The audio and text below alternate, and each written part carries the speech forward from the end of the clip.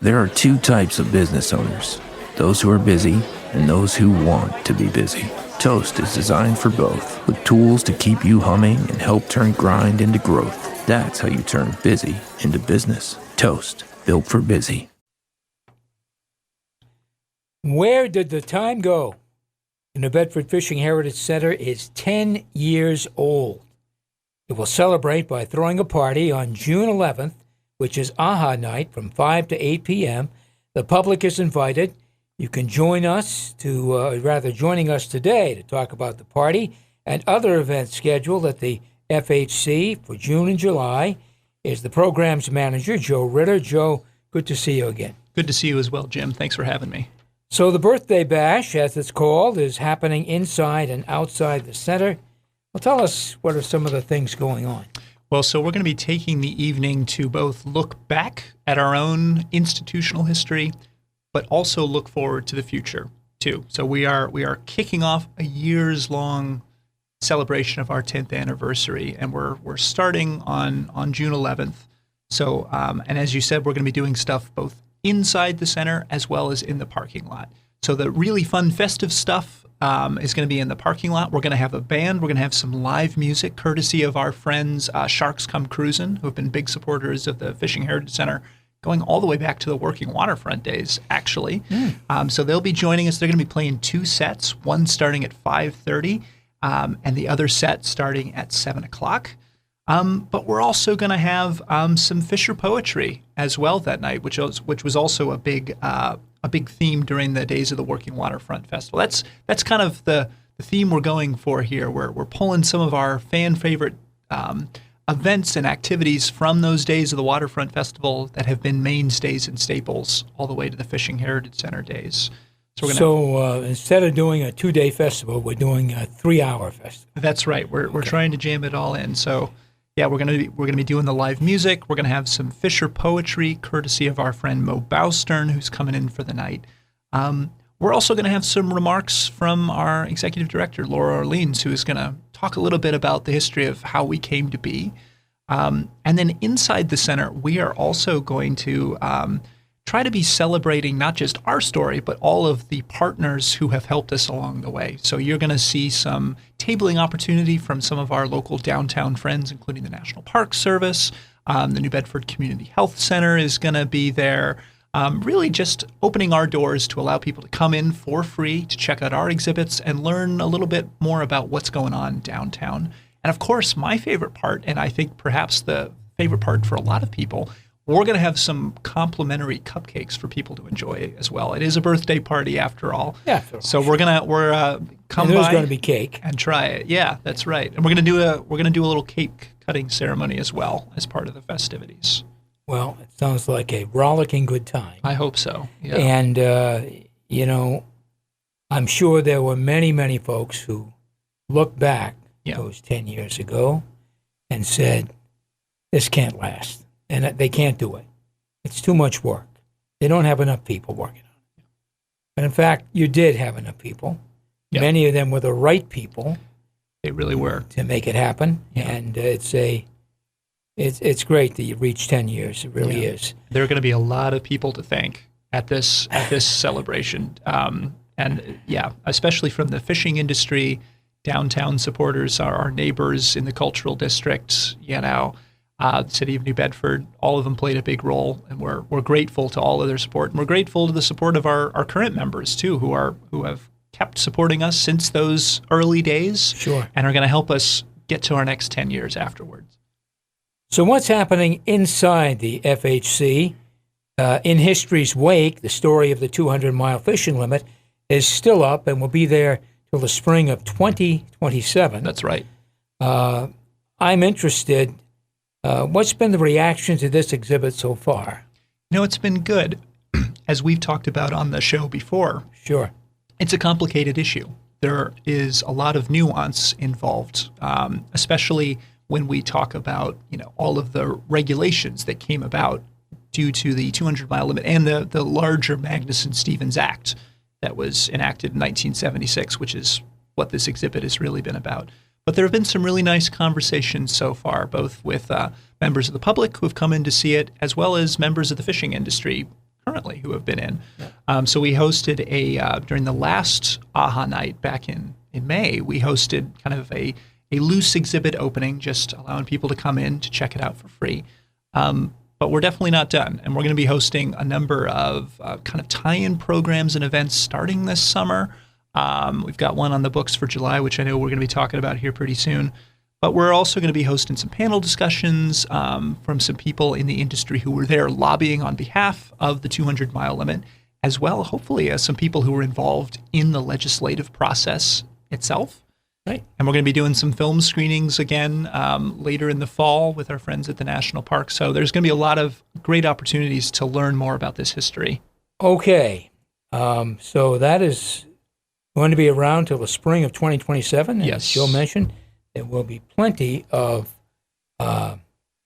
discussions throughout the year, plenty of opportunity throughout the year for the general public to learn more about what was touted as an amazing law, at start anyway, and became very controversial in the later years, more recent years, I should say. Sure. Something a little bit more lighthearted. The school year will finish up soon, and that's when the Something Fishy summer vacation program begins. That's right. I love this because it's for fourth graders. That's right. And there's going to be 3 this year, 3 one-week sessions. Yeah, so this is a program that we have hosted with our friends over at New Bedford Whaling National Historic Park for, going on 20 years now. It predates the center. This was back during the Working Waterfront Festival days they started this. But it's a great opportunity for local New Bedford students who are going into the 4th grade in the fall to learn a little bit about the history of the Port of New Bedford, from the days of the whaling industry all the way to the modern commercial fishing industry. And we do that through hands-on science and art activities. There's going to be music. A wonderful educational thing here. Absolutely. But it's a lot of fun, too, I think, I'm sure, for kids. It's a lot of fun. Yeah. Now, so tell me, how can folks apply? Yeah, so we've just opened up the application process earlier in May. So what we did is we sent out applications through the school system. So if you go to New Bedford Public Schools, you should have received an application if you were applicable for the program. Right. But they're also available this year on our website, fishingheritagecenter.org. You could also stop by the Fishing Heritage Center on 38 Bethel Street to pick up an application as well.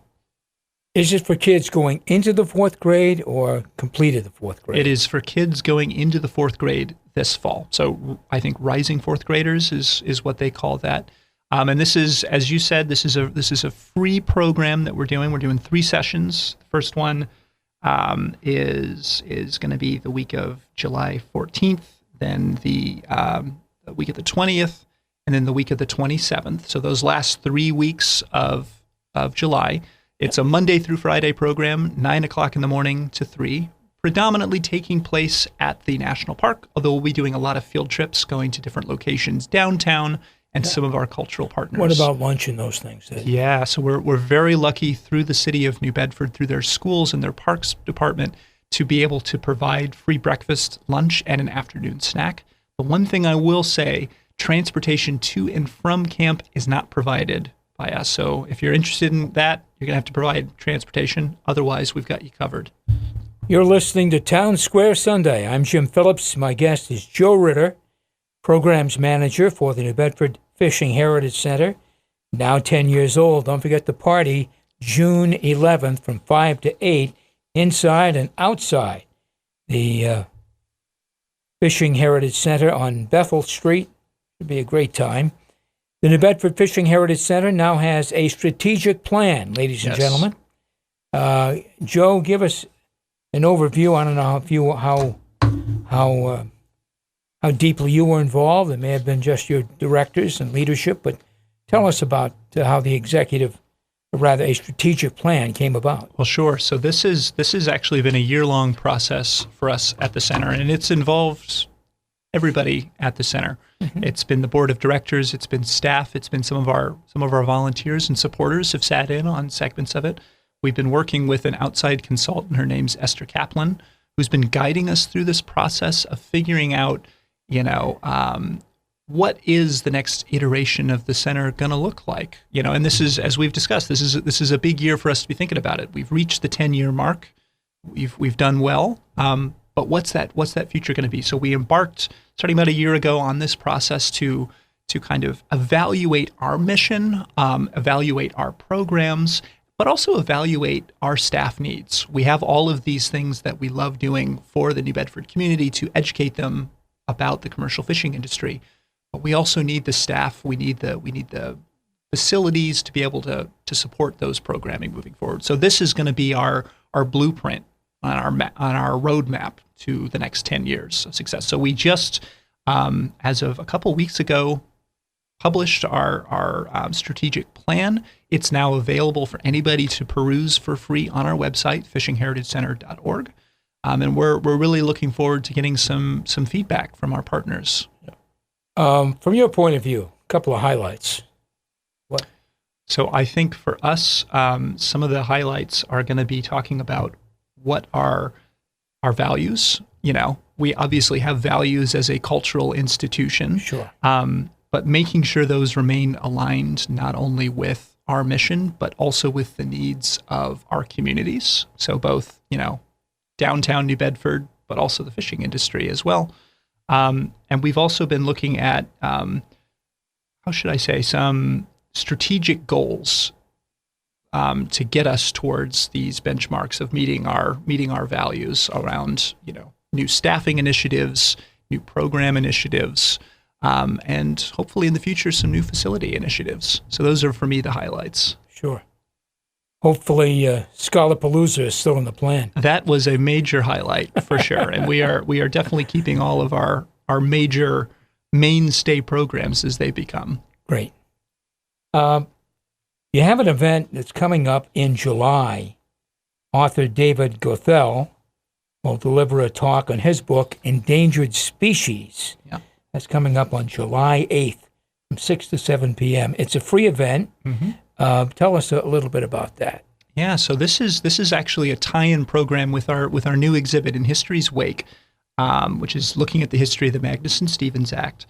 David Goethel is a lifelong commercial fisherman here in New England, but he also comes with a unique background of also having sat on the local Fisheries Management Council, or the Regional Fisheries Management Council, I should say.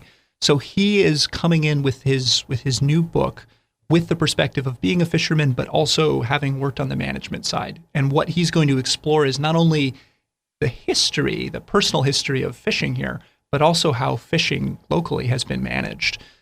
Some pluses, some minuses, as we know and we've discussed before. So Sure. he's going to be talking a little bit about his personal history and how that is overlapped with the general history of commercial fishing in New England.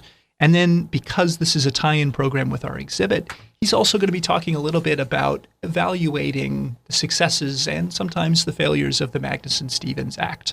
And as I said, this is going to be our first of hopefully many tie-in programs that we're going to be doing about this. So very much looking forward to that. Date and time again on that? That is going to be Wednesday, July 8th, starting at 6 p.m., free admission, hosted at the center.